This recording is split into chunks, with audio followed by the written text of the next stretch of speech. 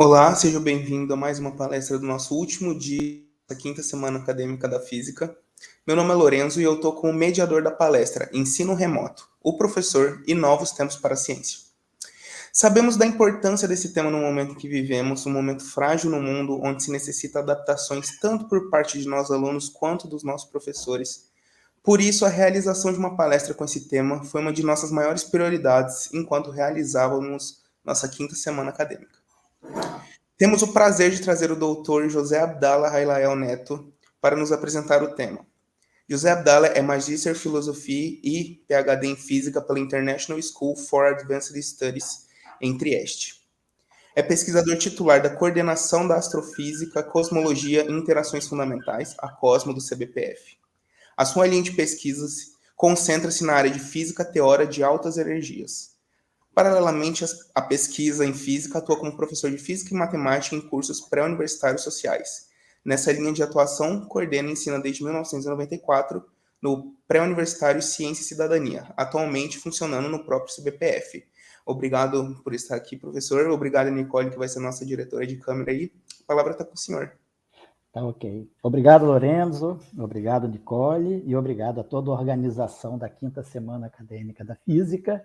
É uma satisfação voltar, né, ao UFV, ainda que virtualmente, para mais uma semana da Física. Eu tenho a impressão que essa é a terceira semana da Física da qual eu participo. A última que eu me lembro foi em 2017. E são semanas da Física sempre muito entusiasmantes, com uma energia e uma vontade assim, de discutir muito grande.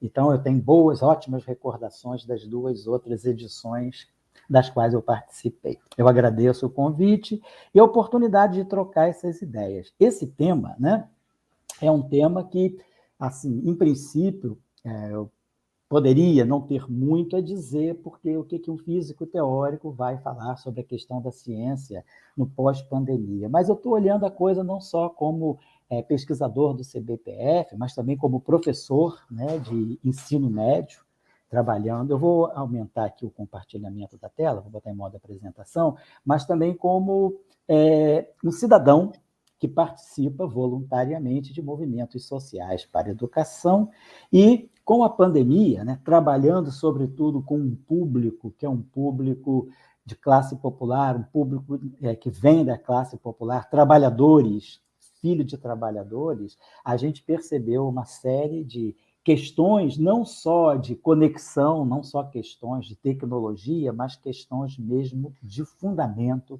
sobre o papel da ciência na sociedade. Então, eu vou trabalhar dentro dessa abordagem, né? Quer dizer, na sociedade, hoje, nós temos uma discussão daquilo que realmente é conhecimento e daquilo que é informação. Às vezes, há uma confusão muito grande por parte do cidadão entre o que nós concebemos como conhecimento e aquilo que é uma mera informação.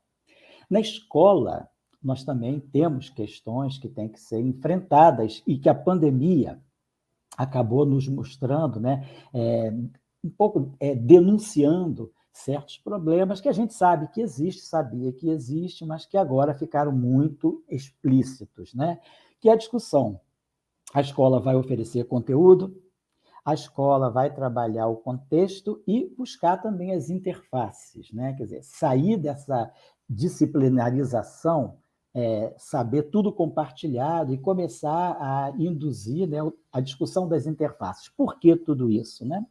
Porque a gente, com a pandemia, ficou mais clara, ficou muito evidente, o debate veio muito à tona, e é uma das coisas que mais se fala é a questão do negacionismo e a desqualificação da ciência. Então, a gente tem várias maneiras de se referir a essa questão, falando o negacionismo do terraplanismo, o negacionismo do ser contra a vacina, o antivacina, o negacionismo que nega a crise do meio ambiente, a crise ambiental, o negacionismo que não aceita o debate climático. Então, esses são os negacionismos, né, que nós discutimos dia a dia, né, de uma forma mais assim, popularizada. Mas tem um negacionismo muito latente, que às vezes não é colocado como negacionismo, mas simplesmente como talvez uma questão de política, que é o negacionismo e a desqualificação da ciência feitas, né?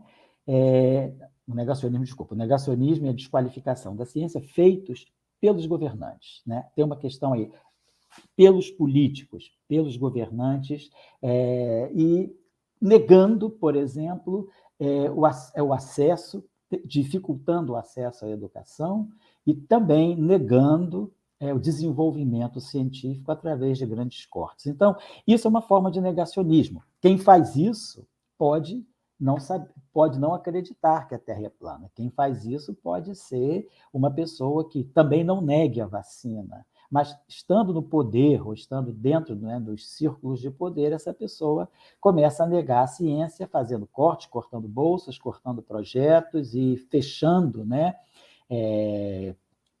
fontes de financiamento muito importantes para o desenvolvimento do Brasil. Então, a gente tem que trabalhar também esse tipo de negacionismo, que é um negacionismo de quem não nega algum conteúdo científico, mas que nega o valor da ciência.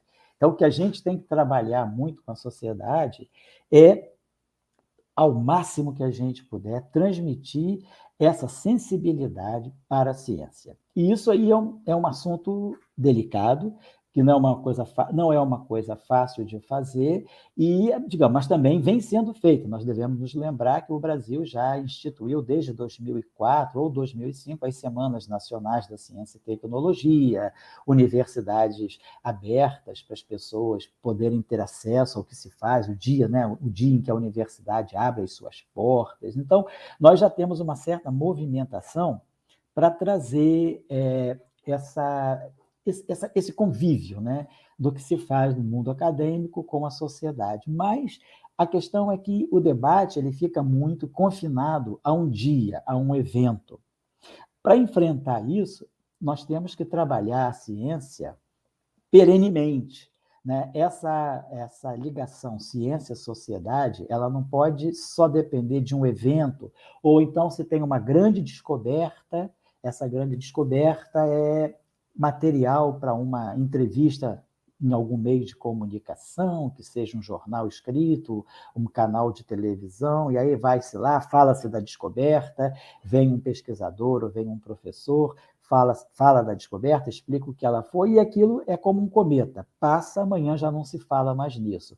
Naquele momento, isso pode ter um efeito, um efeito motivador, um efeito positivo para a ciência, mas no dia seguinte, praticamente o cidadão esquece, porque isso não faz parte da sua formação. A nossa cultura aqui no Brasil, ela ainda não inclui muito o valor da ciência, né? Quer dizer, essa ciência que nós chamamos de ciência mais da natureza, ou ciência que se chama também ciência mais dura, ela não está muito dentro daquilo que nós concebemos como cultura. Claro, a cultura são todas as ciências, são as ciências exatas, as ciências da natureza, as ciências humanas, as ciências sociais, a filosofia, as artes, né? Então, é importante, talvez, né, trazer um pouco mais o discurso da ciência para aquilo que nós consideramos a cultura do povo brasileiro, a cultura, né, quer dizer, aquilo fazer parte da nação, não ser apenas parte de uma política de Estado ou uma política de país, né? Uma política, ou às vezes até mesmo de uma política governamental. A gente tem que começar a pensar na ciência como um bem cultural, né?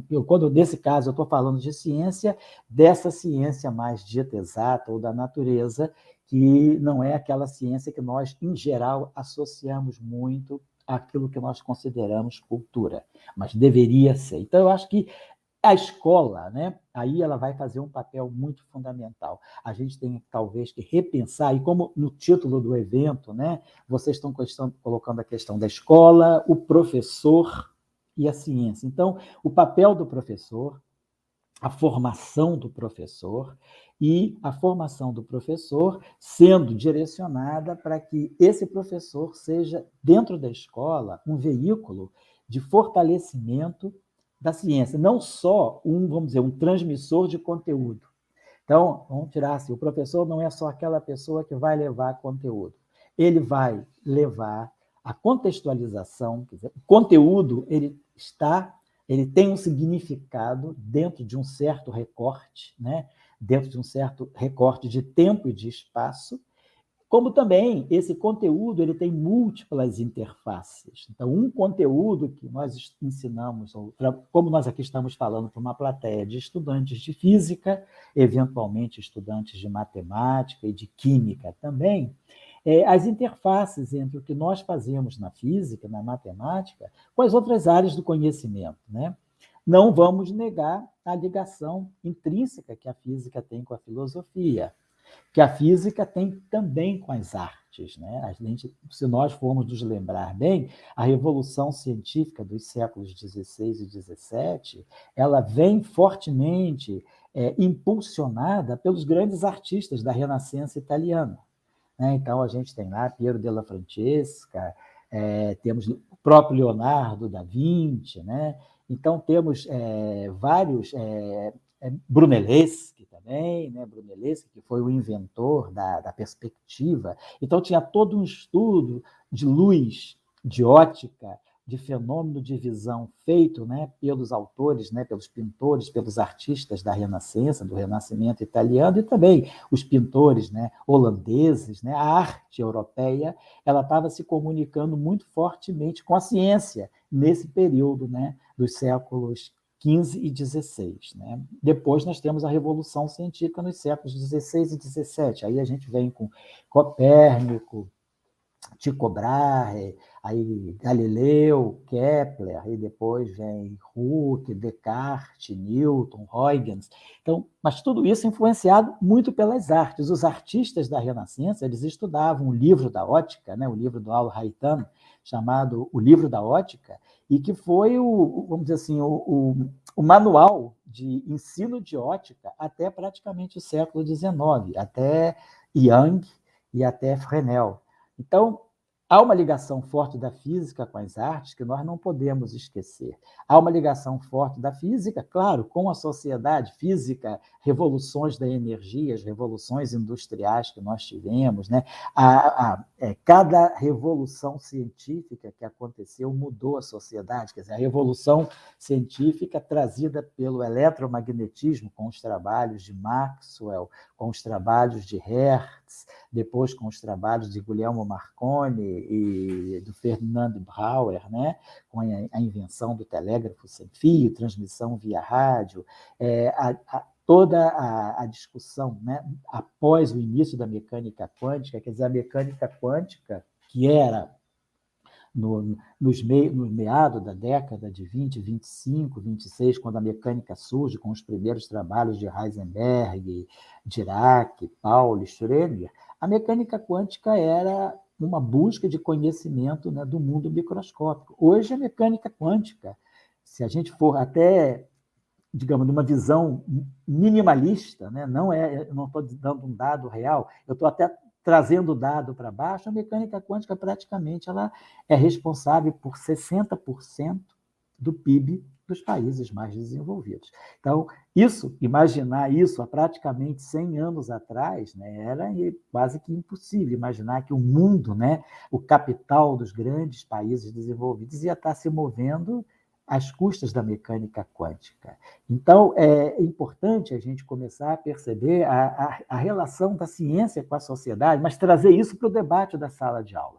Não adianta só dar conteúdo e fazer, sei lá, a semana da física na escola, a mostra, em geral na escola não é a semana da física, é a mostra dos trabalhos, né, de ciências, né, a semana da ciência, mas se a gente não trabalha o papel da ciência na sociedade, o aluno vai lá, faz um belo experimento, os pais vão, os amigos vão, acham bonito, é tudo muito bonito, mas termina ali. A gente tem que fazer com que isso conviva com as pessoas levem isso para a sua vida, levem isso para as suas casas, o papel da ciência. E quando eu estou agora falando de ciência, eu não estou falando da nossa ciência física, das ciências exatas, eu estou falando o papel do conhecimento em geral. Prezar o conhecimento, o cidadão saber que o conhecimento é a fonte de desenvolvimento, é a fonte de desenvolvimento, inclusive, não só desenvolvimento tecnológico, mas desenvolvimento humano. Então, eu acho que o papel da escola, acho que no pós-pandemia, né, como a pandemia evidenciou muito, né, trouxe muito para a agenda diária, né, a discussão do negacionismo, a gente começa a perceber que isso acontece porque faltou na escola, não é culpa dos professores, não estou aqui colocando a responsabilidade em ninguém, mas estou fazendo uma percepção, porque eu venho trabalhando já há praticamente quase 27, 28 anos com movimentos sociais de educação. E a gente vai percebendo as novas gerações que vão chegando das classes populares, como elas vão percebendo a ciência. E a gente vai percebendo, né, nesse trabalho, pelo menos eu tenho uma ligação com vários núcleos, a gente começa a perceber que os jovens já vêm desacreditando da ciência, por várias questões assim de caráter social, que eu não vou explicar, porque eu não sou sociólogo, não sou antropólogo, não sou educador, né? Estou falando assim como alguém que percebe isso no dia a dia do trabalho de ensino com os movimentos sociais, trabalhando com essa juventude que vem do ensino médio. Então, eu vejo que a escola ela deixou de fazer esse papel, quer dizer, ela traz conteúdo, mas ela não está... Ensinar física é uma coisa. Agora, transformar ou acoplar o ensino da física com a valorização da ciência já é uma outra etapa do processo. O que a gente tem que fazer é a valorização da ciência. E a valorização da ciência, ela vem muito da filosofia, da história, vem muito das ciências humanas. Porque nas ciências humanas nós discutimos as políticas científicas. A gente faz um curso de graduação em física sem absolutamente falar de política científica. A gente faz um curso de graduação em física, aprendendo conteúdos e apenas sabendo que, para nós, política científica é bolsa. Mas nós desconhecemos no curso, nós não temos um curso formativo, nem que seja de um semestre, trabalhando o papel da ciência na sociedade, a ciência nas agências de apoio à pesquisa. Então, a escola, ela falta um pouco trazer essa sensibilidade para que esse estudante leve para a sala de aula o debate do valor da ciência. Então, eu vejo um pouco isso com a pandemia. Eu mesmo comecei a sentir falta, comecei a perceber que havia essa falta no nosso trabalho. Eu trabalho com esse público de ensino médio, né, há tanto tempo, e eu mesmo, né, até a pandemia, eu percebi o negacionismo científico como um ponto aqui, outro ponto ali, quer dizer, pontos discretos. Hoje a gente começa a perceber que isso não é mais um sistema discreto, é um sistema contínuo, né, que ganhou forma, que ganhou corpo e que ganhou representação política no parlamento e no governo. Então, aonde é que a gente vai atacar isso? Não é nas redes sociais. Nós não vamos ficar nas redes sociais lacrando, brigando e polarizando sem ter conhecimento. Conhecimento do valor da ciência a gente adquire estudando filosofia, estudando história, estudando ciências sociais, estudando políticas científicas e, claro, estudando física também. Mas a gente não pode dizer que o ensino da física vai ser ortogonal a essas outras áreas. Então, um pouco nesse sentido que eu vou querer, né, passar essa hora e 15 minutos com vocês, colocando essa minha visão, que pode ser uma visão muito particular. Eu tenho que ser honesto aqui, eu não sou sociólogo, não sou antropólogo, não sou educador, não sou historiador. Eu estou falando, meu lugar de fala é de um pesquisador em física que nós, pesquisadores em física, somos eternos estudantes de física. Então, como um estudante de física velho, né, que trabalha com jovens no ensino médio, das classes populares, e também trabalha com estudantes de graduação na iniciação científica e com estudantes de pós-graduação no mestrado e no doutorado. E o que eu vejo que está faltando é a escola trabalhar o valor da ciência, o valor do conhecimento científico abrangendo todas as áreas. É isso que eu estou querendo colocar. Lembrar, por exemplo, né, que nós vivemos os séculos, né? Desde o século XVI, desde o século XVI e XVII, a gente começou a viver séculos de grandes teorias, grandes modelos e grandes teorias. Quer dizer, a revolução científica que ocorreu, né, lá no século XVI, já no final do século XVI, né, com Copérnico, ela deu lugar assim, a uma série de outras revoluções e a uma série de novas teorias. Né? Ela induziu a criação de muitas teorias. Então, a gente começa lá com o modelo heliocêntrico de Copérnico, que foi uma grande mudança, né? Houve uma grande resistência, mas foi um modelo que quebrou grandes paradigmas. Depois temos a teoria newtoniana da gravitação, né? Já no final do século XVIII, cerca de final do século XVII, perdão, 1687, 1688, Newton publica lá os Principia. Teoria da combustão de Lavoisier faz a teoria da combustão, quer dizer, vendo que o que nós tínhamos não era flogisto, mas era oxigênio, né, que levava à combustão. Depois, no século XIX, nós tivemos a grande teoria das espécies, né, e a teoria da evolução por seleção natural de Darwin. A teoria da história de Karl Marx, né, a teoria do materialismo histórico, também uma grande teoria, né, do século XIX. A teoria sociológica. Depois tivemos teoria estatística da mecânica, Boltzmann, já no final do século XIX, né? Maxwell, a teoria eletromagnética, né? No meado do século XIX, 1867, entre 1867 e 1875, Maxwell publica vários trabalhos, né, que formam, né, a teoria eletromagnética, que foi uma grande revolução e que mudou o mundo a partir do início do século XIX, com as primeiras tecnologias eletromagnéticas desenvolvidas por Marconi e por Brouwer. A grande teoria da relatividade especial, a teoria da linguística, a teoria da relatividade geral, 1915, a teoria da linguística, Fernand de Saussure, cerca de 1913, uma teoria muitíssimo importante para a própria nossa compreensão do que é o significado que uma língua tem.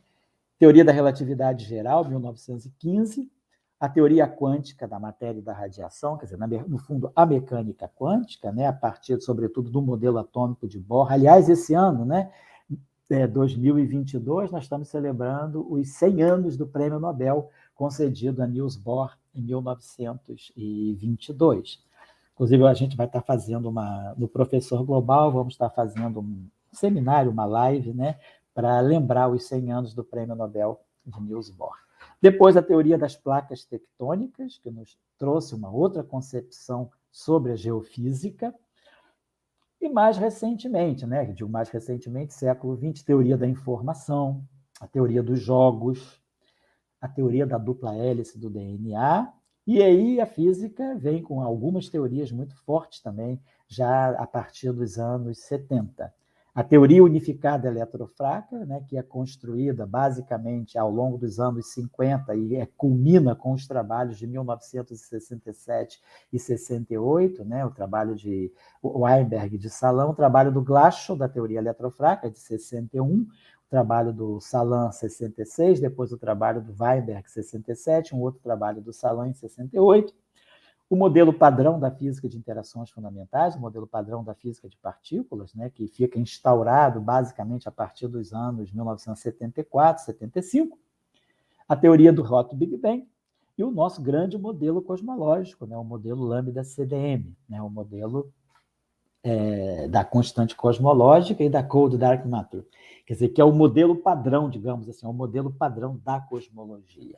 Então, nós estamos falando de grandes teorias. E, muitas vezes, quando a gente fala de uma teoria, né, a gente sempre associa, sobretudo, sim, colocando-se no lugar de um estudante de ensino médio, para o estudante de ensino médio, teoria é teoria da física, teoria da química, teoria da biologia. O estudante esquece que existe a teoria da história, né? Existe uma teoria sociológica, existe uma teoria da linguística, existem teorias, né, na biologia, na geofísica. Então, já que nós vivemos o século das teorias, todas essas teorias são muito importantes na vida do dia a dia do cidadão. E nem sempre, né, isso é colocado muito em evidência. Não fica muito claro para o cidadão o quanto, né, ele vive a partir das teorias que, às vezes, ele ignora. O que a gente pode ver também é um grande contrassenso, né? Uma grande antítese que existe, sobretudo nesses negacionistas, né, das redes sociais, em que esses negacionistas, em geral, eles dispõem de recursos tecnológicos muito avançados e, no entanto, eles negam a ciência, né? Negando, inclusive, o GPS, né? Então, é esse contrassenso muito forte entre a pessoa ter, vamos dizer assim, o aparelho tecnológico de comunicação, né, dos mais avançados, mas a cabeça dele está num retrocesso de 400 anos, né, de 4 séculos. Então, esse mesmo ser, ele convive, né, com 4 séculos atrás e convive com o presente, com a tecnologia presente. Ele nega, né, ele nega todo o desenvolvimento científico, as vidas que foram dedicadas, as políticas que foram feitas para que a ciência se configurasse, né, se consolidasse e trouxesse hoje todo esse benefício tecnológico. Então, isso eu acho que a escola precisa trabalhar mais. Eu acho que quando a gente fala, né, da questão da ciência na escola, então aqui nós estamos falando para um público de estudantes, em geral, de física, graduandos, né, licenciandos ou bacharéis, ou estudantes do bacharelado. Mas, na verdade, não importa se é licenciatura ou bacharelado, é curso de física. E seja o bacharel que o licenciado, a gente acaba dando aula. Você pode fazer bacharelado, mestrado, doutorado, pós-doutorado, mas lá na frente você vai fazer pesquisa e vai dar aula. Então, o papel do ensino é muito importante, né? E a gente tem que discutir muito a questão da ciência na escola. Reforma do ensino. É colocar mais conteúdo? Ou o que a gente precisa fazer na reforma do ensino? Então, a gente ainda temos no Brasil, uma escola muito enciclopédica. Então, a gente precisa trabalhar, claro, as pessoas que trabalham com educação, as pessoas que trabalham, os cientistas sociais, filósofos, né? Quer dizer, as pessoas que trabalham mais com a parte de ensino, elas têm formação para buscar como construir um projeto para essa escola deixar de ser tão enciclopédica. A escola, e quando eu estou falando da escola, eu estou falando da escola pública, né? Quer dizer, a escola particular tem seus próprios mecanismos. Eu estou falando da escola pública, que é a escola, vamos dizer, em princípio, de acesso universal. A gente tem que pensar na escola pública. Então, a escola ela tem que claramente desenvolver, né? Fazer com que o estudante desenvolva espírito crítico, também buscar uma escola que seja baseada, né, em estimular a autonomia. O estudante tem que começar a construir a sua autonomia desde cedo. Mas uma autonomia não no sentido da competição individual, mas uma autonomia cooperativa. Trabalhar em conjunto, somar esforços, né? Dialogar ao longo do processo de aprendizado. Talvez, né, assim, enfraquecer um pouco essa questão do individualismo no ensino. Eu faço uma prova sozinho. Eu estudo em grupo, mas a prova eu faço sozinho. Não, vamos incentivar que o trabalho de avaliação seja também um trabalho coletivo. Vamos avaliar a coletividade e não avaliar apenas a individualidade. Uma escola que abra para criatividade, né? Deixa, talvez, sacrificar um pouquinho do conteúdo para deixar a criatividade do estudante aflorar, trabalhar o contexto, e aí eu acho que é muito importante, sobretudo a nossa área física, se relacionar mais fortemente com as ciências humanas. O que está acontecendo em física hoje e o que está acontecendo na sociedade, o que está acontecendo no geral do mundo. Quais são as grandes questões que a humanidade está debatendo? A questão climática, a questão da desigualdade, a questão da economia, a própria questão da saúde. Então, tem muitas discussões, né, que a gente pode unir o ensino de física com essas outras disciplinas que vão trabalhar mais diretamente esses temas. Identificação de paradigmas também é uma coisa importante. Quais são os paradigmas sobre os quais nós construímos o nosso conhecimento hoje? Quem eram os nossos paradigmas há praticamente 100 anos atrás, né? Praticamente, estou falando aí 120 anos atrás, quando surge a relatividade especial em 1905, quando surge a mecânica quântica, quando surge a relatividade geral. Nós estamos quebrando paradigmas, né, em cima de paradigmas. Quando surge a teoria quântica de campos, a noção de vácuo quântico é uma outra quebra de paradigma. Então, vamos identificar paradigmas sociais, paradigmas científicos e perceber quais são os paradigmas nos quais nós nos baseamos hoje, Que paradigmas deveriam ser quebrados, né, para que certas questões fossem resolvidas. E depois, uma outra questão que eu acho importante que a escola tinha que equilibrar é essa distribuição entre conteúdo e processo científico. O que eu estou querendo dizer com isso? Quando a gente vai dar uma aula de mecânica newtoniana, ou quando vamos dar uma aula de eletromagnetismo, eletricidade, magnetismo, ou quando vamos dar uma aula de termodinâmica, ou quando vamos dar uma aula de ótica, é sempre importante a gente discutir o que nós estamos estudando, mas de onde veio. Como começou todo o estudo da ótica? A ótica vem lá da época ainda de Aristóteles, quando tinha discussão se a visão é pela introjeção de raios luminosos ou pela emissão de raios que saem dos olhos. Vamos discutir a visão, vamos discutir a ótica, como começou a mecânica, o estudo dos movimentos, né, a dinâmica. O estudo da termodinâmica é importantíssimo, sobretudo no século XIX. Então, é muito importante debater o processo científico, para poder, um pouco, trazer mais sensibilidade ao estudante. Quer dizer, a gente valoriza a ciência quando a gente conhece o processo da ciência, quando a gente começa a compreender, quando a gente jovem ainda, na escola média, ou na escola já no início da universidade, ou até mesmo no final do ensino fundamental, nos últimos segmentos do ensino fundamental, a gente começa a compreender o que é ciência, o que é fazer ciência, o que é uma teoria, o que uma teoria significa, né? Qual o preço de uma teoria? Uma teoria, ela é simplesmente um conjunto de princípios e depois de desenvolvimentos, mas uma teoria, ela envolve muitas pessoas, envolve, às vezes, uma teoria para ser gestada, ela pode levar décadas, pode levar até mesmo século. E aí a gente precisa compreender o processo da ciência para valorizar. Então, eu acho que um pouco falta isso na escola. A gente está muito preocupado com o conteúdo, porque é importante também, mas a gente muitas vezes nega a discussão do processo científico.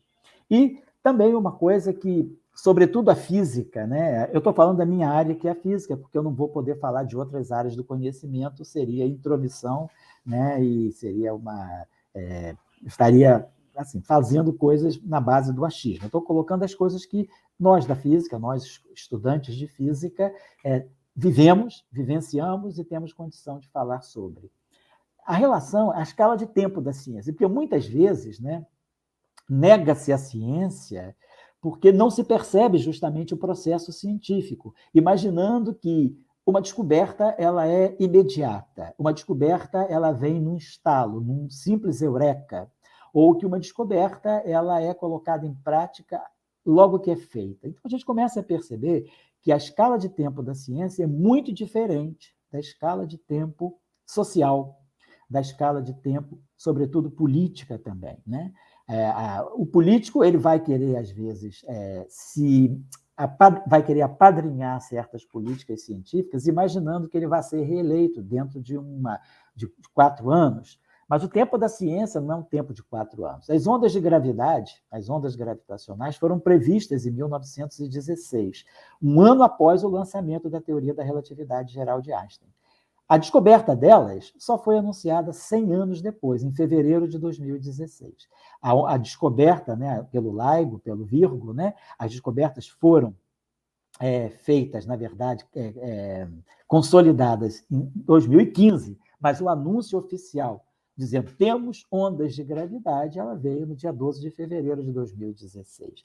Os buracos negros também foram previstos em 1916, tiveram uma longa história de negação, inclusive por parte de muitos físicos, até que Penrose, no final da década de 60, Penrose diz, não, buracos negros não são uma mera curiosidade matemática da teoria da relatividade geral. Buracos negros podem existir.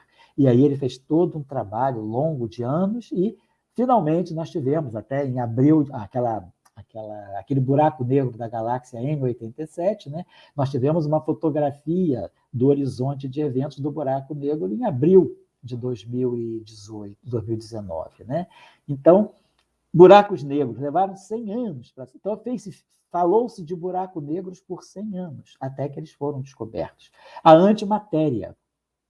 Dirac prevê, teoricamente, a antimatéria em 1931 e a antimatéria descoberta em 1932, o pósitron, a antimatéria do elétron. Mas o antipróton, ele só é descoberto em 1956, portanto, um quarto de século.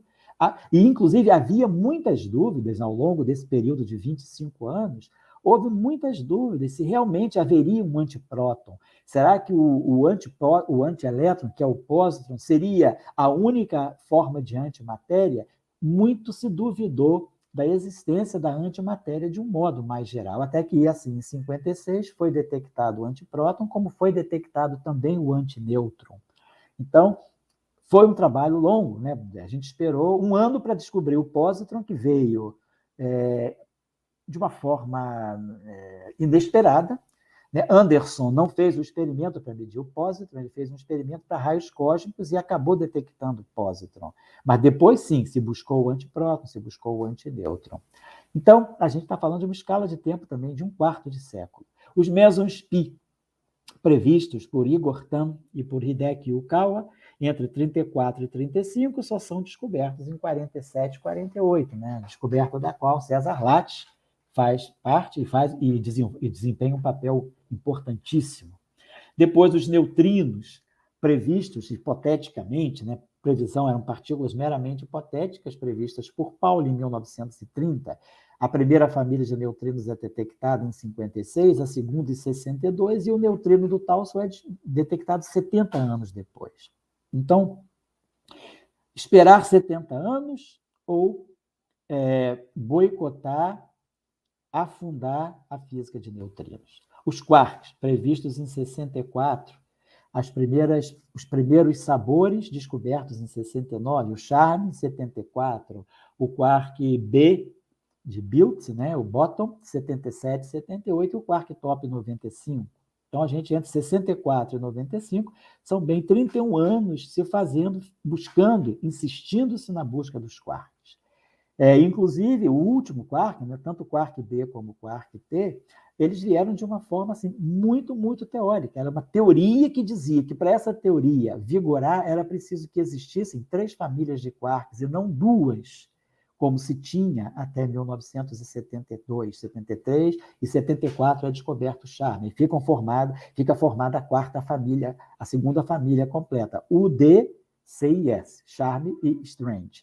Depois, bottom e top. Então, buscar o bottom e o top era uma demanda que vinha fortemente da teoria pelos trabalhos de Kobayashi e Maskawa, de 1973.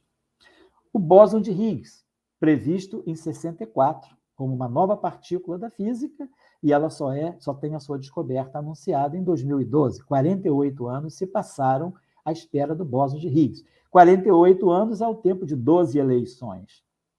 Qual político gostaria de fornecer, né, dinheiro, fornecer fundos para ele colocar no portfólio político dele que ele cacifou financeiramente, ou ele batalhou pelos projetos de detecção do bóson de Higgs. Né? 48 anos é o tempo, né, do político, já está há muito tempo aposentado. Bósons W, os bósons W+, e W-, e o bóson Z0 das interações fracas, entre 67, 82 e 83. E a própria condensação de Bose-Einstein. Né? A condensação de Bose-Einstein ela foi prevista em 1924, no trabalho do Bose. O Einstein faz o trabalho em 25, e a condensação só digamos, feita, né? Só é realizada em laboratório em 1995, são 70 anos. Então, a gente está falando de uma ciência, né? Nós estamos falando de ciências em geral, em que a gente tem um tempo de maturação e um tempo entre teoria e experimento que pode ser muito grande. Aqui eu estou falando de previsões teóricas e detecções experimentais. Mas o próprio tempo de construção de uma teoria. Quanto tempo Einstein levou concebendo a teoria da relatividade geral a partir da relatividade especial? Quanto tempo Dirac levou concebendo a mecânica quântica relativística, né? A física de quarks, ou seja, o modelo padrão. Né? Qual foi o tempo de percepção para se construir o modelo padrão? Quer dizer, a física de partículas ela nasce praticamente em 1897, com a descoberta do elétron, a primeira partícula elementar a ser descoberta. E aí a gente vai, ao longo do século XX, construindo uma teoria que culmina na década de 70, 1973, 74, com o modelo padrão da física de partículas. Então, o tempo de construção de uma teoria é muito longo. E isso, às vezes, não fica claro na escola. Na escola parece que tudo foi descoberto da noite para o dia. Alguém teve uma inspiração e dessa inspiração nasceu uma teoria. Então, o que custa uma teoria? Quantas vidas estão por trás de uma teoria? Quantas bolsas de estudo? Quantos cursos? Né? E quanta dedicação está por trás de uma teoria? Uma teoria não tem preço, né? Então, eu acho que falta um pouco, às vezes, a gente trazer esse debate para a sociedade, porque a sociedade percebe a ciência pelas descobertas que são feitas e que são assim, alardezadas. Né? Faz-se grande repercussão da descoberta de um buraco negro, mostra a fotografia, passa no, sei lá, no Fantástico, tem 5 minutos no Jornal Nacional e sai nos jornais, mas aí e qual é o que fica aquilo para a sociedade? Descobriu-se o buraco negro. Aí o cara fala, para isso aí serve para quê? Que é a questão, para que isso serve? Isso não serve para nada. Isso aí descobriu, está lá, está há milhões de anos-luz da Terra, esse objeto, ele não interfere na nossa vida, ele simplesmente, na visão muito terra-terra dos negacionistas, isso aí é só consumo de dinheiro, né? Isso aí é pesquisa de comunista, né? Então, a gente tem que começar a se esforçar para valorizar a ciência, né, no ensino. Então, não é só dar aula, é dar aula contextualizada e dar aula com interface, né, ou seja, a interdisciplinaridade. Então, essa é um pouco a pergunta. Né? Descobriu-se a antimatéria. Dirac estudou a antimatéria em 1931. Opa, mas para que isso serve? Aí vão lá, condensação de Bose e Einstein, trabalho do Bose, o trabalho do Einstein. Para que isso serve? Eu não coloquei aqui, mas deveria ter colocado, porque eu coloquei mais os dados referentes à física de partículas. A condensação de Bose e Einstein eu coloquei depois. Mas, por exemplo, poderíamos colocar aqui a questão do laser. Einstein faz aquele trabalho dele também de 1917, chamado sobre o trabalho sobre a teoria quântica da radiação, né? A teoria quântica da luz, alguma coisa assim. O trabalho dele que ele dá o princípio de emissão espontânea, né? Da emissão estimulada, a emissão estimulada da radiação, que é o princípio do laser. Isso é o paper do Einstein, né? De 1917. O primeiro laser só é construído em 1960, o laser de Ruby, por Mailman. Mailman só descobre, só produz, fabrica, né, constrói o laser em laboratório em 1960, portanto, 43 anos depois do trabalho precursor de Einstein sobre uma teoria da radiação. Então, é importante agora, para que serve esse trabalho de Einstein de 1917? Para que serve o trabalho do Dirac de 1931? Para que serviu o trabalho do Yukawa de 35? Para que servia a hipótese dos neutrinos de Pauli? Para que serve o quark? Para que serve o bóson de Higgs? E assim vai. Então, a gente vai muito nessa discussão do que serve. No momento que isso é feito, não serve. Para que servia a antimatéria em 1931? Para nada. Mas o que ela significava? Para que serviam os mesons pi em 1935 e quando foram descobertos em 48? Para nada. Mas o que significava? E o que isso significou em termos de progresso posterior à descoberta. Então, a questão que a gente tem que trazer muito para o debate, né, na minha opinião, trabalhando com os estudantes, porque a gente sabe, vai dar aula, sobretudo nos pré-universitários, que o estudante está muito preocupado em passar no Enem ou passar no vestibular. Eu estou estudando isso para quê? Isso serve para alguma coisa? Cai no Enem, não cai no Enem, né? Então, esse é o problema. Nós não podemos ser reféns, né, desse tipo de pragmatismo.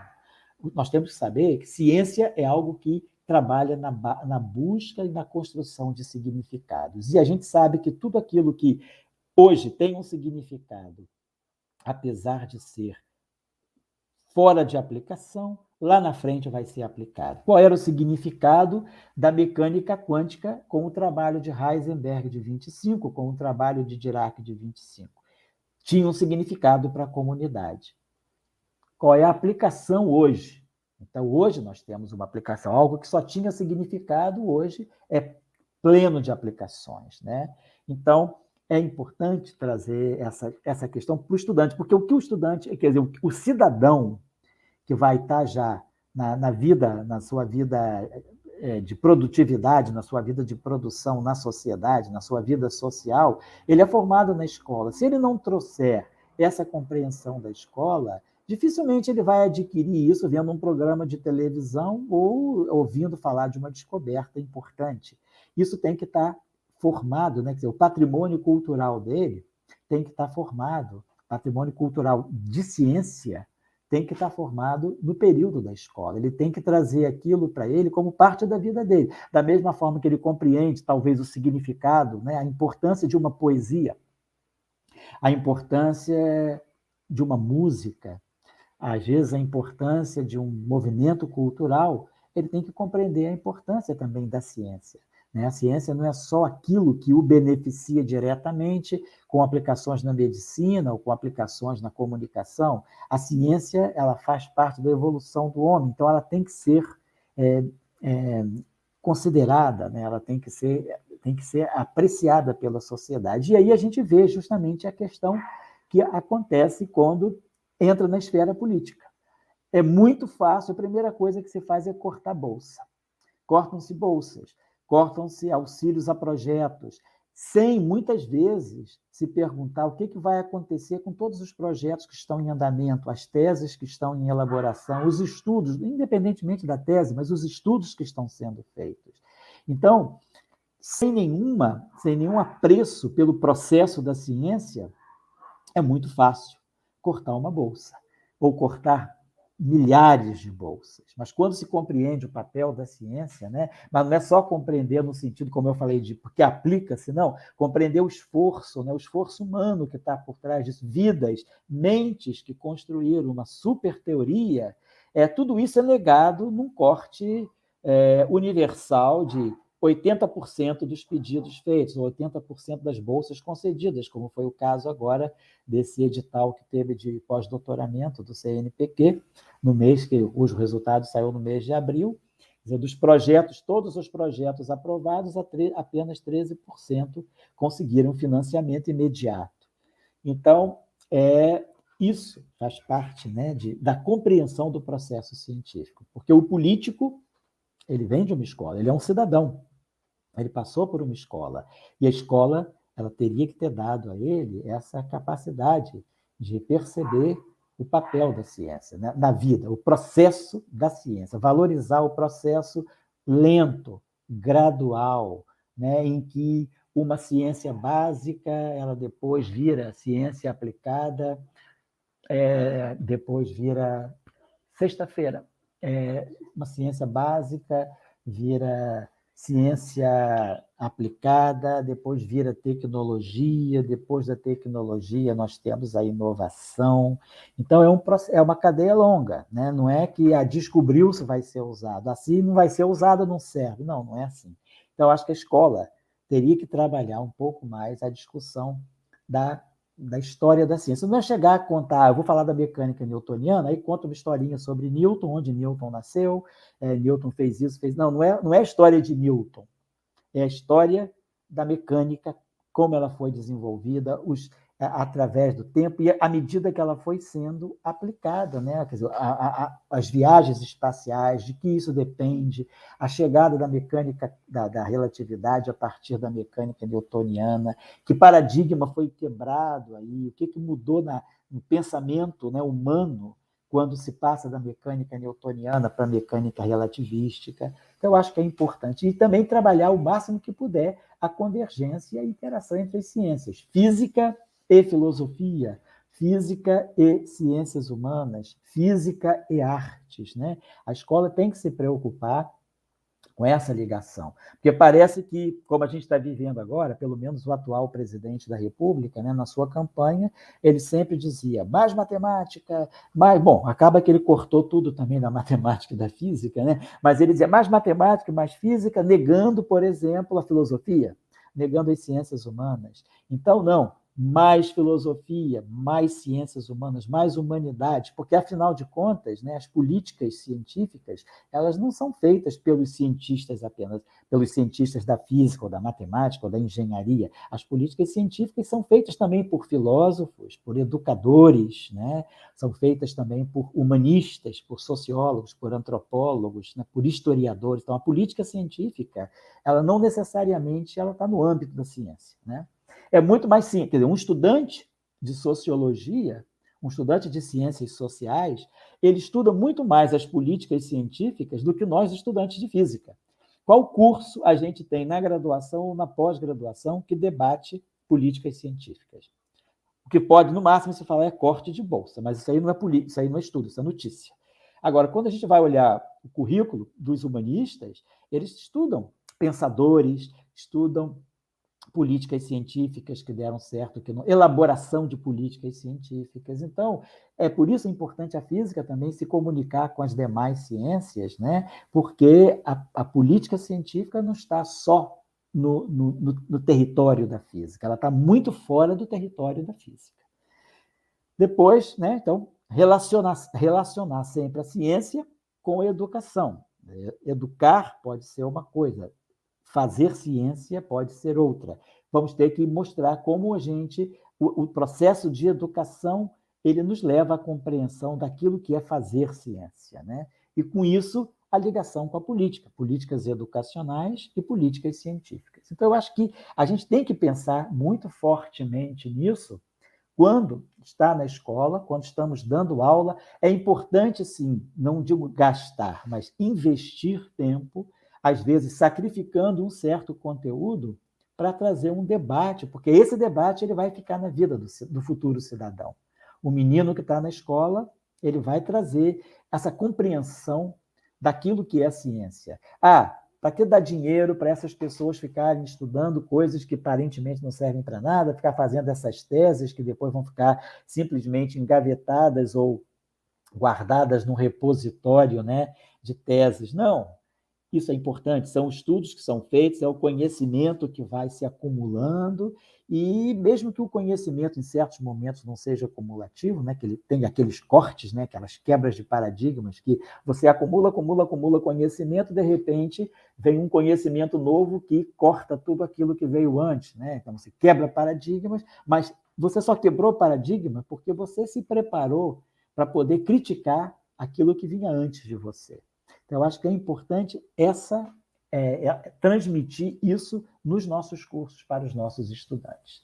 Então, lembrar aí para os negacionistas, né, que essas simples equações que nós todos temos aí nas camisetas, né, de Semana da Física, né, as equações de Maxwell, a equação fundamental da mecânica quântica, a equação de Dirac, né, que é a última equaçãozinha aqui, essas equações, quando elas foram escritas, para que elas serviam?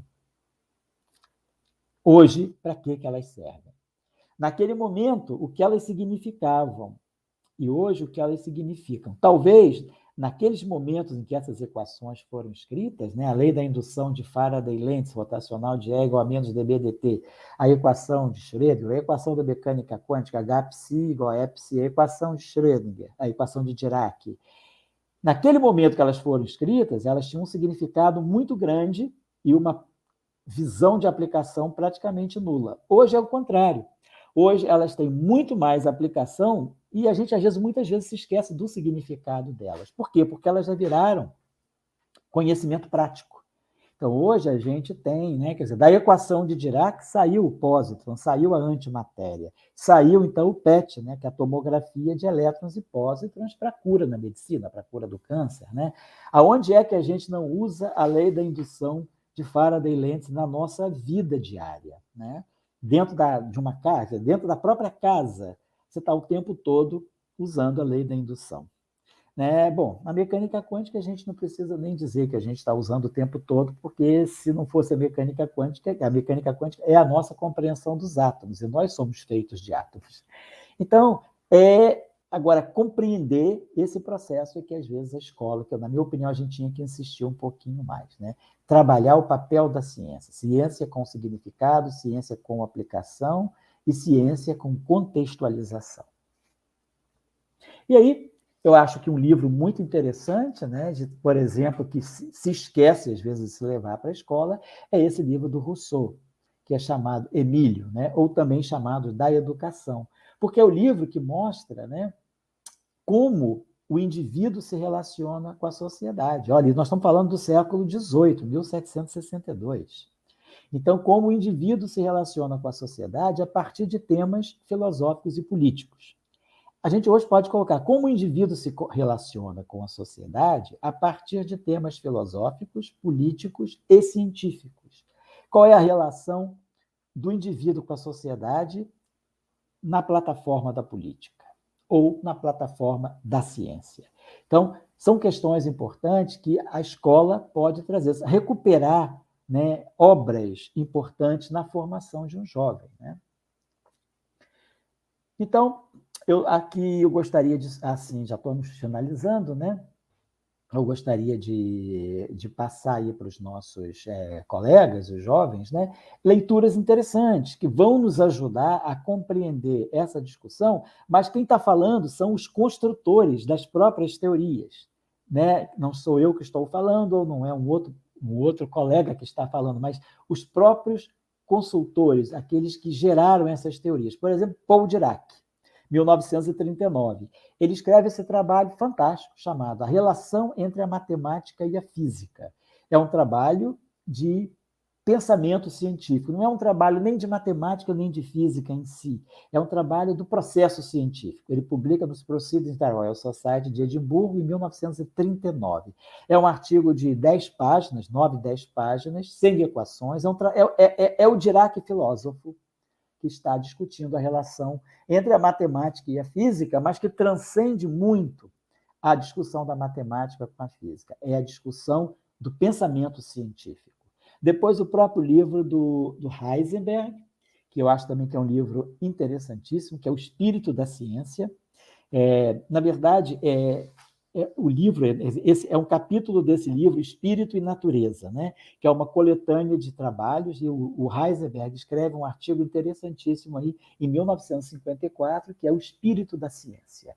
Por que não levar essas discussões para a sala de aula do ensino médio? Estou falando do ensino médio, não estou falando dos primeiros anos da universidade, né? Eu tenho feito essa experiência com os meninos daquilo que nós chamamos no CBPF de PROVOC, que é a pré-iniciação científica, é uma iniciação científica para estudantes do ensino médio de escolas públicas, né? E também eu tenho feito essa discussão no pré-vestibular, lá no nosso pré-universitário. Então, levar esses textos para os estudantes debater, para nós, são os textos às vezes difíceis, não estão escritos em português, mas aí o professor vai lendo e vai comentando ao longo da aula, e isso envolve muita discussão. Os estudantes participam ativamente quando são, digamos, motivados para ter esse tipo de discurso. Sobretudo a questão, esse artigo do Heisenberg, O Espírito da Ciência, é um artigo extremamente construtivo para o cidadão realmente ser um parceiro da ciência. Quer dizer, quando a ciência sofrer esses ataques que ela vem sofrendo atualmente, a sociedade ela pode ser muito importante no processo de contraposição a essas políticas negacionistas. Mas se a sociedade não está convencida, ela mesma, do valor da ciência, para ela a ciência é uma coisa exótica, é uma coisa que só serve em momentos de crise, mas esquece o processo, né, diário, o processo gradual da ciência. Então, a gente não vai ter a defesa da sociedade. A sociedade não vai se colocar ao lado da ciência nos momentos. O máximo que a ciência vai fazer é escrever cartas de repúdio e fazer abaixo-assinados que provavelmente não vão ser lidos, né, por aqueles que estão fazendo o mal da ciência. Então, eu acho que é importante a gente incutir, né, essa percepção e essa valorização da ciência lá longe, lá no ensino médio, no ensino fundamental. Então, eu vou citar aqui alguma série de leituras que eu acho muito recomendáveis para levar e que eu tenho feito experiência de levar para o ensino médio, claro, com a participação do professor, não só do professor de física, mas do professor de filosofia, do professor de história, do professor de sociologia, do professor de geografia, do professor de letras, do professor de literatura, por exemplo. Então, coisas importantes. O valor da ciência, o livro do Henri Poincaré, né? Todos nós estudamos Poincaré em várias etapas da física, mas quantos dos estudantes de física já leram o livro O Valor da Ciência, de Henri Poincaré? Poincaré, né, não é só os teoremas que ele demonstrou. Poincaré é quem escreveu sobre o valor da ciência nesse livro fantástico.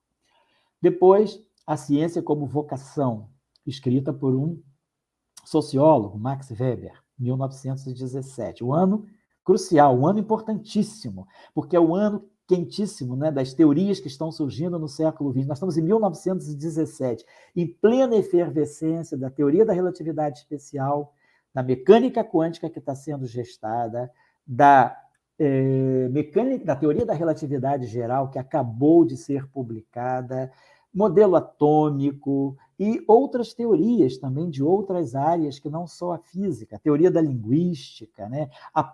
Todos os movimentos, a reconstituição do espaço, o movimento Bauhaus na Alemanha. Então, a ciência, em 1917, a ciência está num momento assim de repensamento total. Então, esse livro é muito interessante, A Ciência como Vocação. Aqui um livro mais avançado, esse eu nunca fiz experiência, claro, de levar para o ensino médio, mas eu acho que é um livro muito interessante para ser lido pelos estudantes de física, que é As Bases Metafísicas da Ciência Moderna.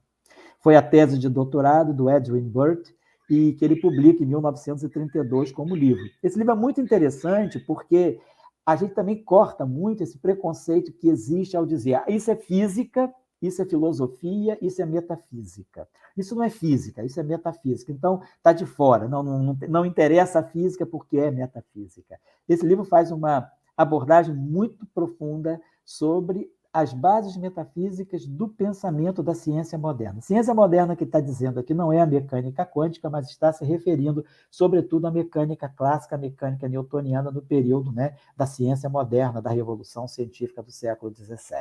Então, eu acho que é um livro interessante para ser lido, para quebrar um pouco esse preconceito de querer dizer que a metafísica não tem que estar presente na discussão da física. Tem também, né? Porque por trás de todo o pensamento, de toda a teoria, existe filosofia. E na base da filosofia, o que a gente tem é metafísica. Esse livro do Popper também é muito interessante, mais para estudantes de física, não diria levar para o ensino médio, não é tão importante no momento. Karl Popper, né? Textos Escolhidos.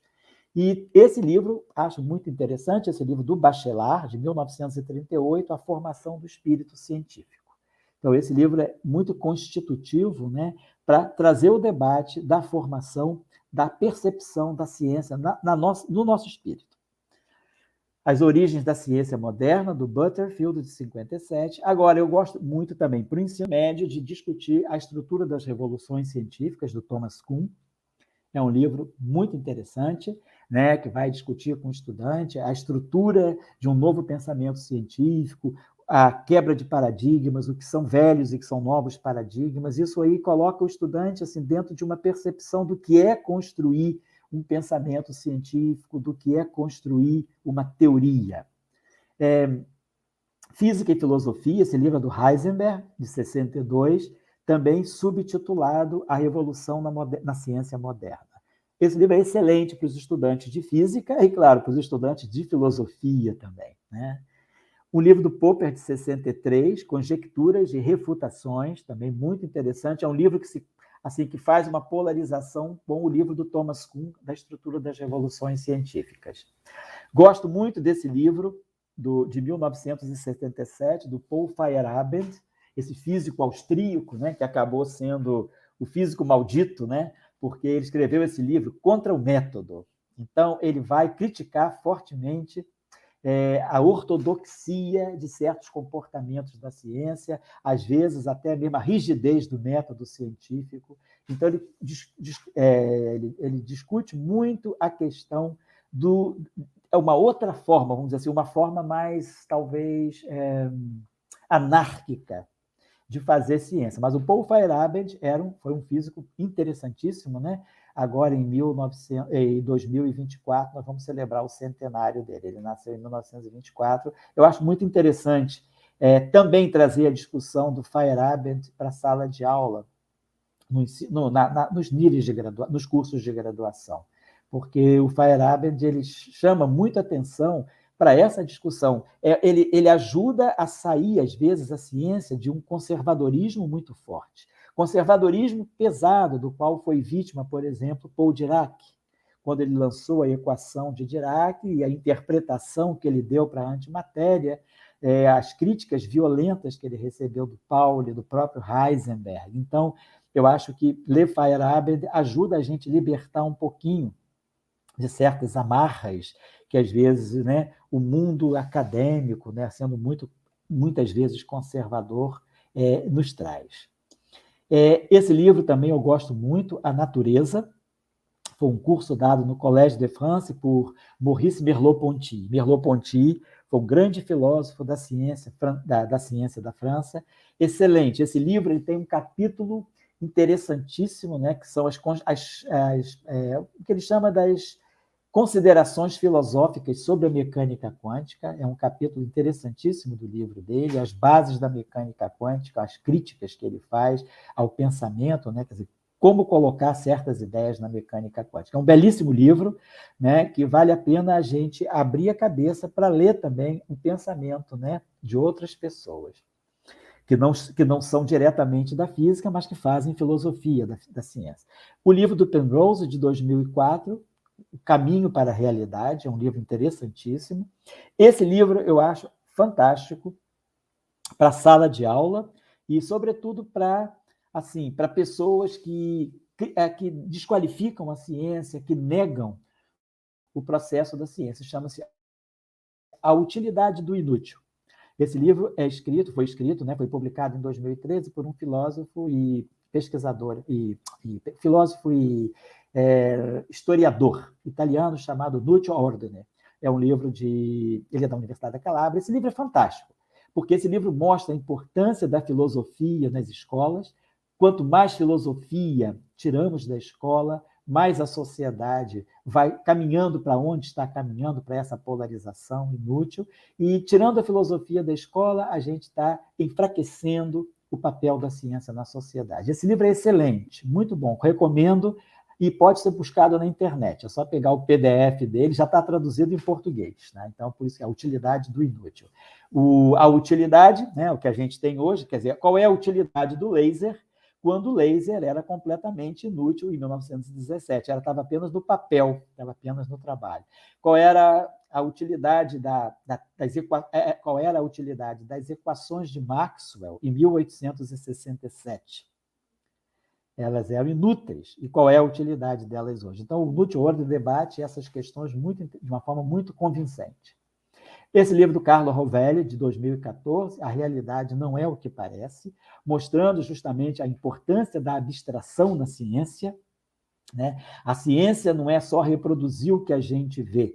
A ciência é, a partir do que a gente vê, a gente imaginar um mundo muito mais complexo, com mecanismos que fogem completamente à nossa realidade, mas que são construtores da nossa realidade. Eu acho que esse livro do Carlo Rovelli é um revival, né? Uma reavaliação atual do pensamento do filósofo grego Anaximandro, que viveu no VI século antes de Cristo. Eu acho que é digamos assim, é uma reencarnação, esse livro, né? Quer dizer, a ideia do livro é uma reencarnação do pensamento do Anaximandro, mostrando que a nossa visão de mundo é muito limitada, como dizia Anaximandro, a nossa visão de mundo é muito limitada pela pequenez de nossas experiências.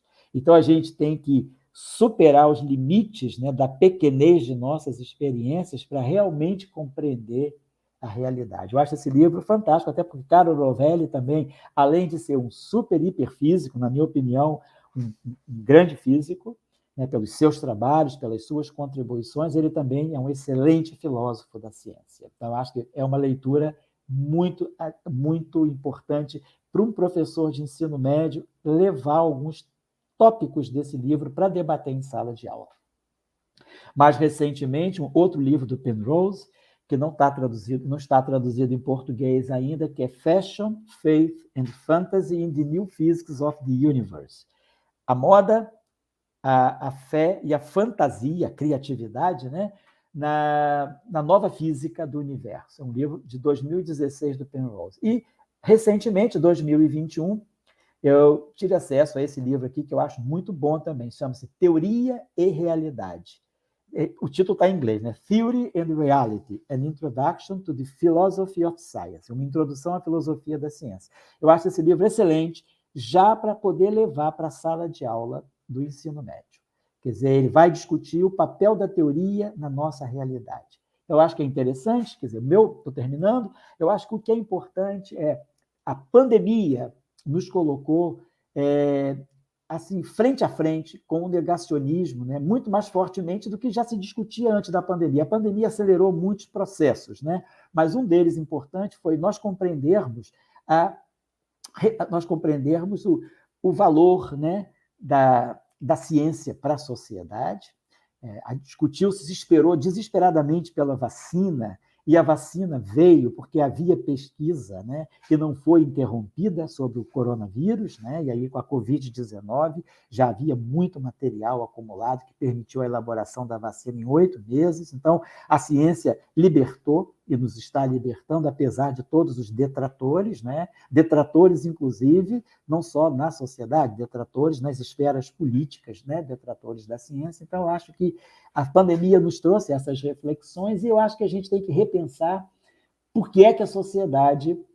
Eu vejo muito no texto do professor Nútil Ordner, a utilidade do inútil, por que é que a sociedade acabou caminhando para o negacionismo científico, apesar de todo o progresso tecnológico do qual fartamente se servem os próprios negacionistas.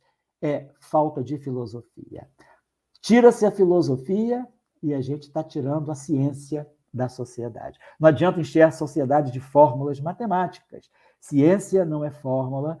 Nós que trabalhamos com ciência, nós que somos professores de física, nós não somos motoboys de fórmula. Nós não estamos aqui fazendo delivery de equações. Não nos interessa fazer entrega de equações a domicílio. O que nos interessa é debater o papel da ciência. Então, eu termino por aqui, agradeço aos organizadores, né, a gentileza do convite e a grande oportunidade de estar em contato com Viçosa, que é a universidade que eu tanto amo, universidade, esse campus que meus colegas de Viçosa sabem qual é o apelido que eu dei para a UFV, né, para o campus da UFV, é o Nirvana. O Nirvana da física no Brasil está na UFV. Então, para mim, é sempre uma alegria poder estar em contato com vocês e poder trocar essas ideias, né? Eu estou colocando, assim, de uma forma muito caseira, né? Eu não sou cientista social, não sou filósofo da ciência, eu sou simplesmente um participante, né? Um peão da física, faço pesquisa, ensino, mas sempre assim, a nível de aprendiz, mas que acho que vale a pena a gente começar a refletir, trocar essas ideias e, sobretudo, ler esses autores, né? A gente só vai defender a ciência se a gente conhecer os bons autores que pensaram a ciência, defenderam a ciência e fizeram ciência. Eu estou falando de Heisenberg, estou falando de Poincaré, estou falando de pessoas como Penrose, estou falando de Carlo Rovelli, esses livros que eu citei aí, né? Então, nós estamos falando de pessoas que realmente pensaram, viveram a ciência, construíram teorias e deixaram um legado, né, que nos beneficia, que vão beneficiar as próximas gerações. Então, eu peço desculpas se seguir um caminho muito assim primário, né? Mas assim, eu estou falando um pouco com a minha visão de sala de aula. Não estou falando com a visão de um dotado, né, de conhecimento, né, sobre filosofia da ciência. Mas eu acho que o que a gente tem que perceber é que precisamos, sim, de mais física e precisamos, sim, de mais conhecimento de história da ciência para poder trazer para a sociedade a valorização e introjetar na nossa sociedade a ideia de que ciência é cultura. A cultura precisa envolver também a ciência que se faz no país. Muito obrigado ao Lorenzo, muito obrigado a Nicole e muito obrigado a todos que participaram. E nesses 15 minutos, 10, 15 minutos que nos restam, são 16 minutos que restam, são 13h14, eu estou à disposição para trocar ideias, né? Não estou aqui para responder a nada, mas estou aqui para trocar ideias. Muito obrigado e retorno ao Lorenzo. Muito obrigado, professor. A gente que agradece. Foi tudo muito esclarecedor. Tenho certeza que todo mundo gostou bastante. Que a gente possa nos encontrar presencialmente na próxima semana acadêmica, Deus né? quiser, se Quem Deus sabe? quiser, cara. Temos algumas perguntas aqui, eu vou começar, tá bom? Sim, O sim. Caio pergunta: o que você acha que leva alguém ao negacionismo? Caio, assim, de tudo que eu falei, né, de tudo que eu li, eu acho que o que leva ao negacionismo é a falta de compreensão do processo da ciência. Porque muitas vezes, quem são os negacionistas? Os negacionistas passaram pela escola. Os negacionistas tiveram aula de física, às vezes até muita. Os negacionistas tiveram aula de matemática, tiveram aula de biologia, tiveram aula de química, tiveram aula de sociologia, tiveram aula de geografia, de história, e eles são negacionistas, estudaram física, né? Falaram de movimentos, estudaram termodinâmica, estudaram ótica e negam a ciência, estudaram mecânica e negam, né, o movimento celeste.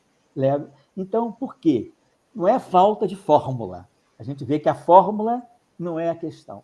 É falta de compreensão do processo. É falta de filosofia. Então, eu acho que o negacionismo e essa falta até mesmo de propensão ao debate, né? Se você não mita ou se você não lacra, você se considera um derrotado. Não, você tem que aprender a debater. Então, o que está faltando é o debate, é a compreensão do ouvir e do ser ouvido, é a compreensão da empatia pelo próximo. Vamos ouvir o outro, tem alguma coisa a me dizer. Ele traz algum conhecimento. Vamos lembrar do Paulo Freire. Ele tem um conhecimento que ele nos traz. Por mais simples que ele seja, vamos ouvi-lo. Então, eu já encontrei mais negacionistas que fizeram ensino médio e ensino superior do que negacionistas que não chegaram ao ensino médio. Eu já vi mais negacionistas das pessoas, mais negacionismo na fração estudada do que na fração mais simples. Porque às vezes a pessoa mais simples, ela compreende, ela não sabe o que é, mas ela compreende que tem uma ciência, que o professor da Fiocruz falou, que o cientista da NASA falou, mas o negacionista, ele acha que ele lacra, ele é o dono da verdade. Ele, com uma frase reducionista, ele joga um pesquisador da NASA na fossa comum. Então, eu acho que o que leva o negacionismo é a falta de compreensão de que a ciência tem um processo e, sobretudo, ter se tirado e se estar tirando cada vez mais a filosofia do ensino médio. Se essas mesmas pessoas que estudaram física, estudaram matemática no ensino médio, tivessem tido um acompanhamento muito bom de filosofia, eu realmente me pergunto se elas seriam negacionistas. Então, retorno ao Lourenço. Luiz Xavier está perguntando se você concorda que a universidade também não trabalha o contexto e a história da física. Sim, eu concordo. Eu acho que a universidade trabalha muito pouco o contexto e a história da física. Eu conheço poucos cursos de física no Brasil que devotam, por exemplo, pelo menos 2 semestres ao estudo da filosofia da física, ao estudo da filosofia da ciência e a história da física. Digo, estudar a história da física é interessante porque a gente vai, coloca as datas, coloca as teorias, mas eu acho que mais importante no estudo da história da física é compreender o contexto, né? Por que Newton, né? Por que Newton criou a mecânica exatamente no mesmo período em que Bach criou o cravo bem temperado na música? O que tem a ver os princípios de Newton com o cravo bem temperado de Johann Sebastian Bach? Né? O que tem a ver a chegada da mecânica quântica com a chegada do dodecafonismo, com a chegada do repensamento do espaço da escola de Bauhaus na Alemanha nos anos 20. Então, a física está num contexto, a física não caminha sozinha. O que nós estamos fazendo em física, nós estamos também, outras pessoas estão fazendo nas suas áreas. Em 1913, nós temos o modelo atômico de Bohr, que é uma grande revolução do pensamento científico. Mas, ao mesmo tempo, nós temos uma grande revolução na música, que é Stravinsky, quando ele lança a Sagração da Primavera. O balé Sagração da Primavera é a desconstrução na música, na noção de tempo como duração. Como a relatividade também está repensando o tempo em 1905, 1915. Então, eu acho que falta um pouco articular na universidade Não é o professor de física, claro, que tem que fazer tudo isso, mas articular o professor de física com um professor de filosofia, com um professor de artes, criar uma disciplina que integre a física com as artes, a física com a filosofia, a física com a história, a física com os problemas sociais do Brasil ou do país, onde quer que seja, se esteja trabalhando. Então, acho que falta, assim, na universidade brasileira, eu conheço cursos, né, de física, conteudistas, bons conteudistas, mas que absolutamente não tratam da questão da filosofia da ciência. Então, eu acho que falta, sim, trazer o debate do contexto, o debate da história e o debate da filosofia para os cursos de física, pelo menos os 2 semestres. Eu acho que isso já, porque a partir desses 2 semestres, o estudante já ganha sensibilidade e ele vai procurar literatura e ele vai ter sensibilidade para a questão. Porque eu acho que, às vezes, o que a gente está formando, eu brinco com essa expressão, eu espero não estar ofendendo ninguém, mas eu brinco com a expressão de que, muitas vezes, no curso de física, o que a gente está formando é motoboy de física, é motoboy de fórmula. Vamos entregar equações. Vai para a aula do ensino médio, enche o quadro de equações com símbolos que os estudantes pouco conhecem, pouco sabem manipular.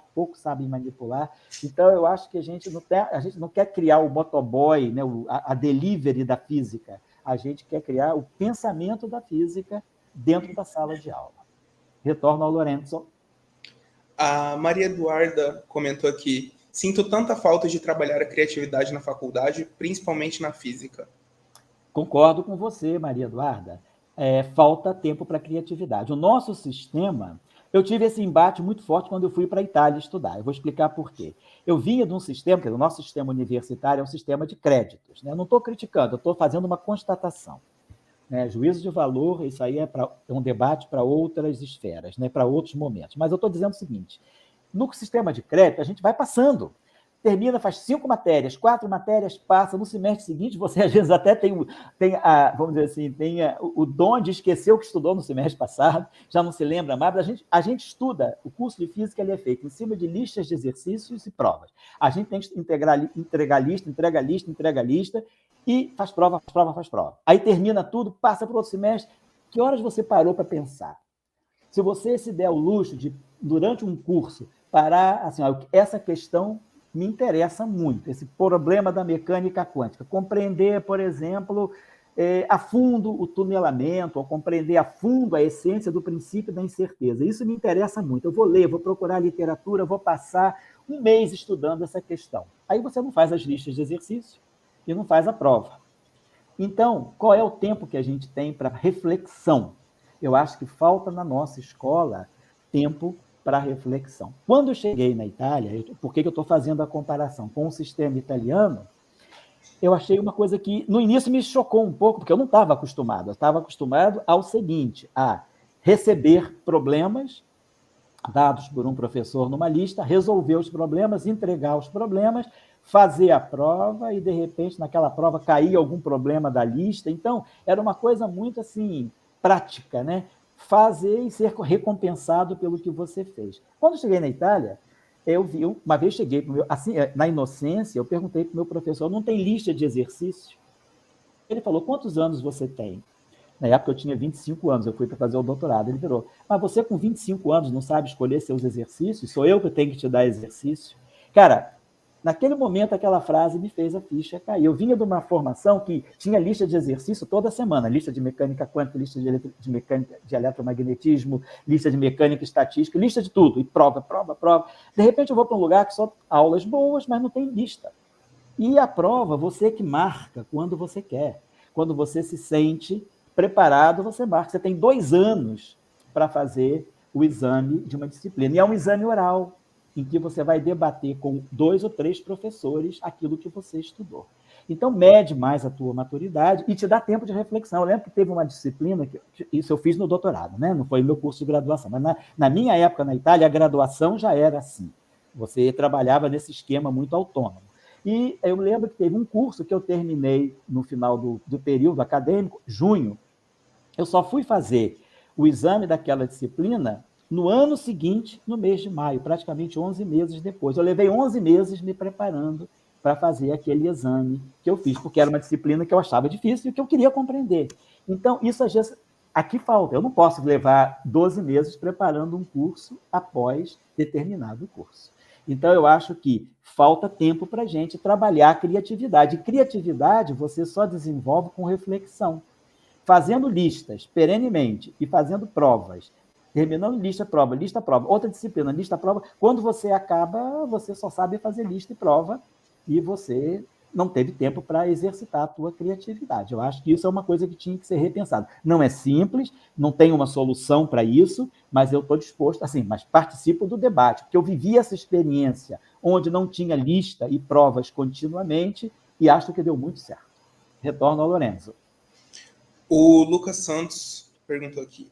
Estou lendo um livro chamado Deus, ou seja, a Natureza, que tenta unir relatividade de Spinoza.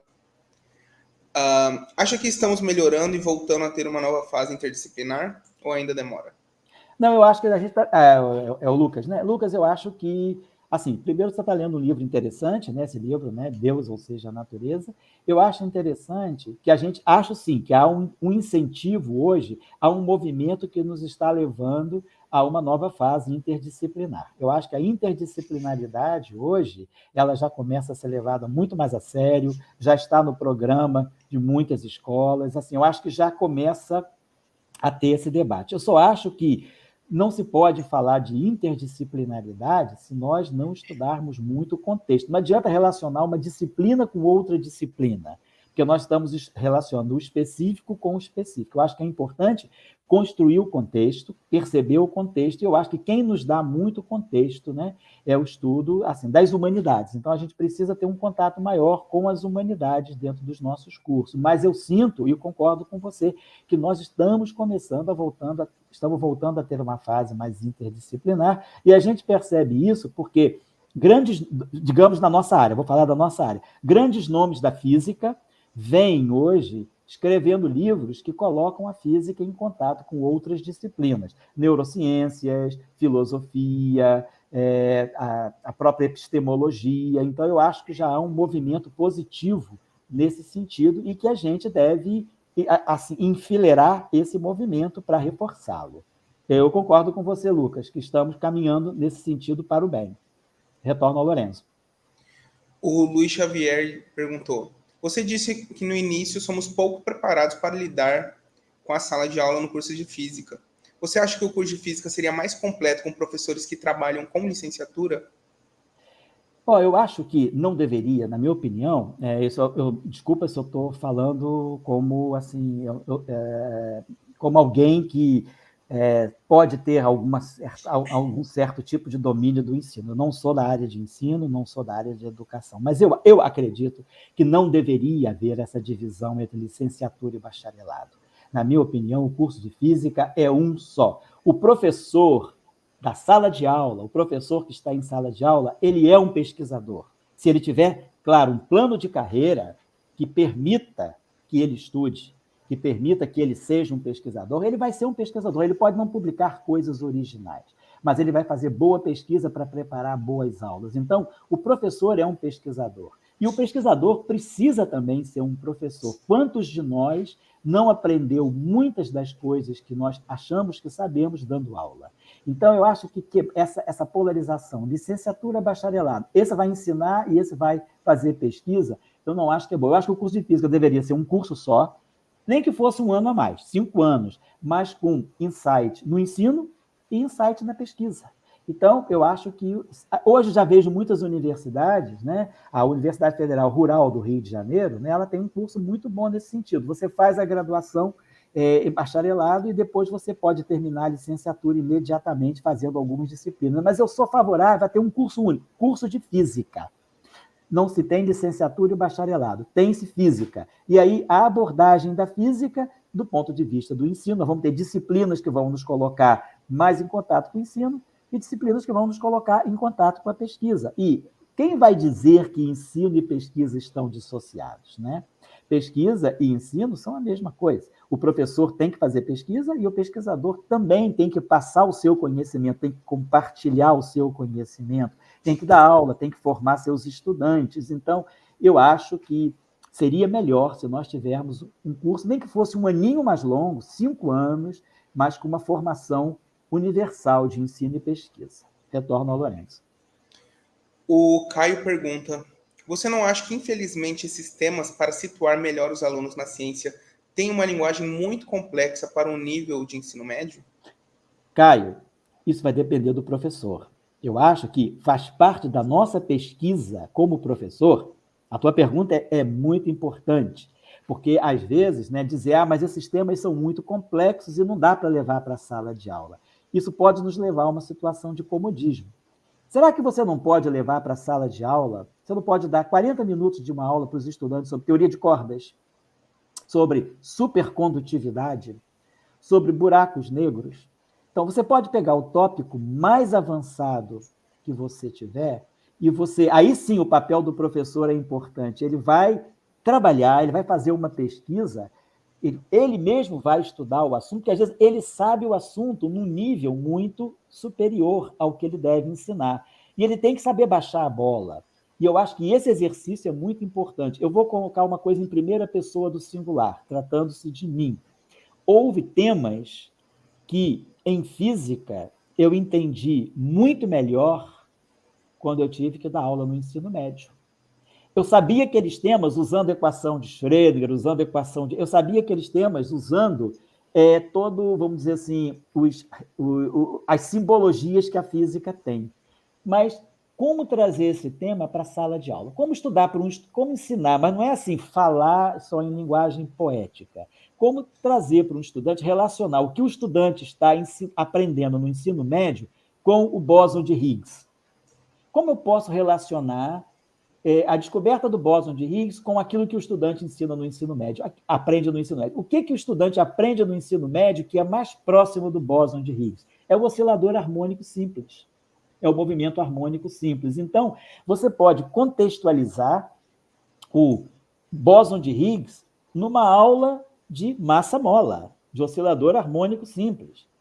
A gente tem que... Agora, isso sai do nada? Não, eu tenho que sentar, meditar, pensar e trabalhar. E eu consigo. Enquanto eu estou dizendo, consegue-se, né, em sentido impessoal. Consegue-se, pensando-se, pesquisando, se consegue.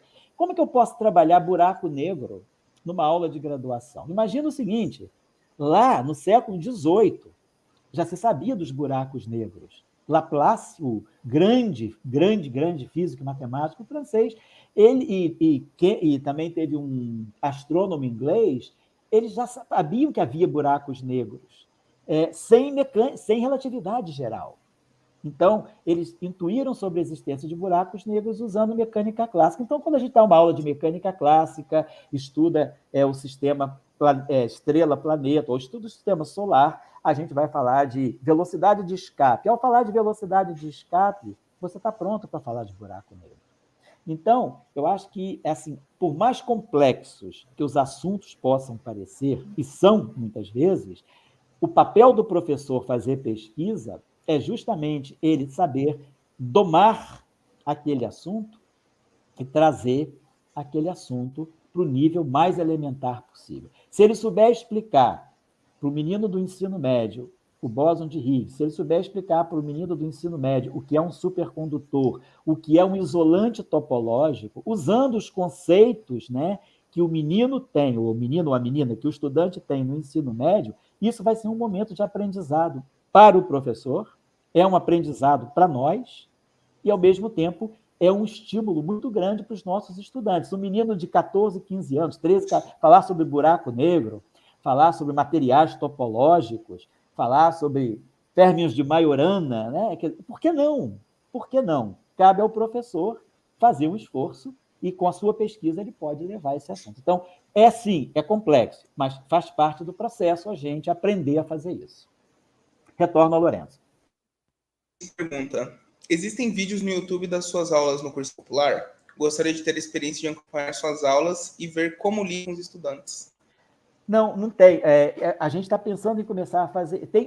Tem só o seguinte, no ano da pandemia, em 2020, como a pandemia estava chegando, eu gravei 10 aulas de matemática muito básica para o nosso cursinho popular.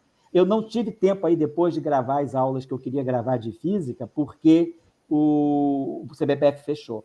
Mas, assim, nós não temos, assim, o nosso curso, o Cursinho Popular, não tem as suas aulas registradas no YouTube. Mas agora, com a volta, quando houver a volta presencial, a nossa ideia é filmar as aulas e colocar no YouTube.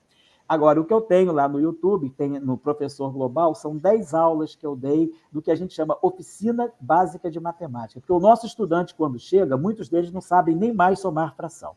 Então, a gente parte do zero, parte da aritmética básica, do segundo, terceiro ano do ensino fundamental, e vai até o ensino médio. É o máximo que a gente tem. Mas a gente pretende agora, justamente a pandemia nos ensinou que seria excelente se as nossas aulas tivessem sido gravadas, porque a gente poderia compartilhar com quem não pôde ter acesso aos cursinhos durante esses 2 anos de pausa. Obrigado aí pela pergunta, mas está na nossa agenda. Só comentando, a lista de presença está disponível no chat, ok? Tá certo. A Maria comenta que o livro Mundo de Sofia é um romance que conta a história da filosofia, da ciência. Ela gosta muito. Também, é um bom livro, é muito interessante, sem dúvida alguma. Vale a pena ler. Uhum. A Sara comenta: lembro de que no ensino médio as pessoas que tomavam mais gosto pela física foram aquelas que entendiam de onde vinham as fórmulas e não só decoravam e aceitavam. É bonito de ver o sentido delas. Perfeito, é isso mesmo, Sara. Faz pleno sentido isso. Quer dizer, quando você sabe a origem das coisas, você sabe defender as coisas. Então, não adianta só decorar e aceitar, é preciso ver o sentido. E isso é muito importante. Eu acho que o papel do professor lá no nosso curso a gente trabalha muito isso. Cada expressão matemática a gente tenta deduzir de uma forma ou de outra, de uma forma mais heurística ou de uma forma mais assim, mais exata, mas é sempre importante o estudante perceber a origem das fórmulas, porque senão ele vai virar uma farmácia de manipulação. Você vai ficar misturando fórmulas para resolver problemas sem saber o que elas significam e muitas vezes aplica a fórmula certa no lugar errado. Então, isso é um problema sério. A fórmula está certa, mas só que você aplicou no lugar errado. Então, por quê? Porque não se sabe a origem da fórmula. Então, é importante, sim, Sara, seu comentário faz pleno sentido.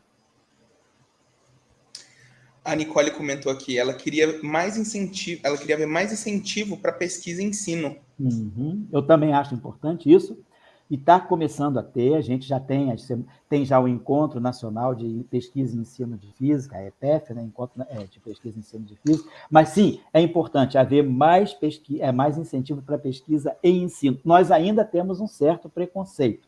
Existe na comunidade de física, a gente tem que admitir, um certo preconceito ainda contra a área de ensino. Se coloca a área de ensino como talvez sendo uma área menor. É o pensamento de algumas pessoas que, às vezes, têm até poder decisório. Então, eu acho, sim, que é importante a gente incentivar a pesquisa e ensino, e isso aí vai depender muito dos próprios cursos universitários. À medida que essa separação licenciatura, bacharelado, ela for diminuindo, né, quer dizer, que o bacharelado e o ensino, né, e a licenciatura forem assintoticamente convergindo para um curso só, a gente vai encontrar muito mais incentivo para pesquisa e ensino. Retorno ao Nicole, ao Lourenço. Muito obrigado. Acho que não temos mais perguntas. Deixa eu só dar uma olhadinha. Temos que liberar o tempo para o nosso colega Caruso, que está chegando, dar um descanso aí, né, para o pessoal. Gente, sigam o Insta do Cafis, como o Luiz falou aí, @cafis.fv. Tá Bom, certo. sem mais perguntas. Muito obrigado. Então, a gente pode encerrar aqui, agradecendo muito ao professor Ilael, gente. Tá certo. Como eu disse, espero vê-lo presencialmente. Se Deus quiser. Bom, é isso. Seguimos então com a palestra do professor Fernando Caruso, a história da natureza e o papel da física. Vai ser uma bela aula, tem tudo a ver com o que a gente falou agora. Sim, totalmente, é quase sequenciado mesmo. Vai ter tudo a ver. Obrigado aí para vocês, sucesso aí na conclusão do evento. Obrigado, Lourenço, obrigado, Nicole, e um abraço a todos os que estiveram participando aqui da transmissão. Tudo de bom.